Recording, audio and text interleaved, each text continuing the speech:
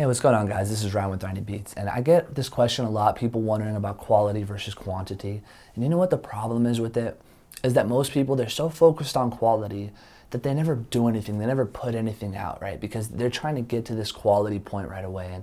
And sometimes they don't reach it, and maybe eventually they trick themselves into reaching it. But I'm gonna share my story with you about how I started. I focused on quality, but then eventually I started doing more and more and really switch over to quantity, doing more music, and how that opened my eyes and allowed me to see the statistics and learn 10 times faster and get to the quality that I wanted. And then I'm gonna share with you as an artist how this relates with you. So for me, when I started, again, I was focused on making the best music I could, and I think all of us should focus on the best music we could, right? Quality and quantity, they don't have to be separate. They can come together. You can do a lot of quality work, and that should be the goal, right? But doing a lot of quality work gets you to the super highest quality work as fast as possible, right? Because if you try to get to super high quality without doing anything, without any quantity, you're essentially tricking yourself, or you're fooling yourself, and there's no way you're going to be able to hold to that standard if you're doing live shows or if you're really having to get out in person. So for me, once I started posting acoustic instrumentals, so I remember there was one day I was sitting there and I was giving up. I was basically about to give up on music because I wasn't getting the traction that I wanted. I was really falling behind. You know, I had just lost my job, and that part of my mind was like, you know, you're gonna have to get a 9 to 5. You should become a teacher.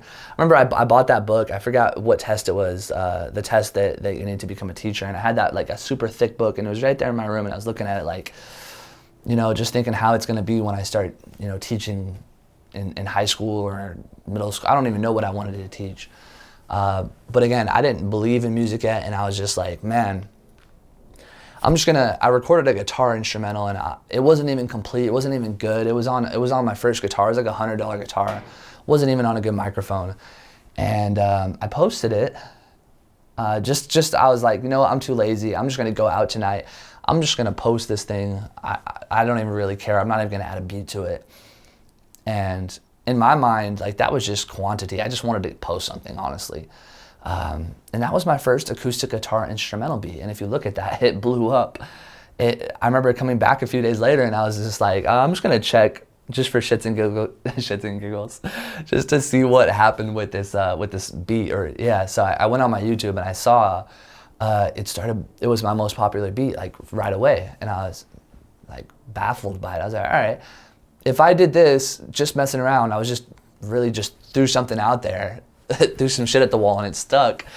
So I'm gonna try it again, right? So then I came out with acoustic guitar instrumental beat 2, and that's my video that has over 3 million views now, right? It's been like just over a year. And same thing, I just got the guitar. It took me a few minutes. I put together something very simple, and point being, it wasn't what I had expected. It wasn't, in my mind, the most quality work, because I was posting beats before that I was spending multiple days trying to perfect it, trying to get the right sound, hoping that it would work, and it didn't. Nobody liked it. And although I liked it, it wasn't what it wasn't what the universe was looking for at that moment, right? And that's the thing, you may be trapped and you may be trying to make something that maybe the universe isn't ready for right now, or maybe it's just something that it's not the most optimal for your situation. So you don't want to get stuck on that, right? We really don't want to trap ourselves in. So the point being is, hey, sorry, my camera just died, but I'm gonna finish it off real quick right here on my phone. So point being, if you do quantity over quality at first, definitely you're gonna try to do the best you can and record, but if you start posting more music, you're gonna get the market research. You're gonna find out what people really like about you, and you may be surprised. You may find out that something that you never thought would take off is maybe you put no effort into it, and it seemed like it was quantity, but really it was quality, right? So we never even know what the truth is until you try, until you be vulnerable and put yourself out there for who you are in the moment, and don't try to be the super high level of quality. If you're, try, but obviously if you're not there, don't hold yourself to that standard yet, okay? Be honest with who you are, where you are, and that's the difficult thing about quantity. But if you can accept that you may get some haters. Some people, I got some haters on my beats. They said, "Where's your beat? There's no beat on this." You're gonna get some haters too if you post whatever's coming to your mind. You hear a song, you record it that day, you drop it, but then you're in flow, right? And you start getting research from people just telling you what they think about it, right? Maybe you're gonna post something that you didn't even think that was that good, or maybe you thought it was good and it was just in the spur of the moment. It came quick. It was like a flow. It was like a freestyle, and you posted it, and then you're surprised, like, oh wow, this thing actually did 10 times better than my other stuff, or maybe it did twice as good. I'm gonna try another one like this.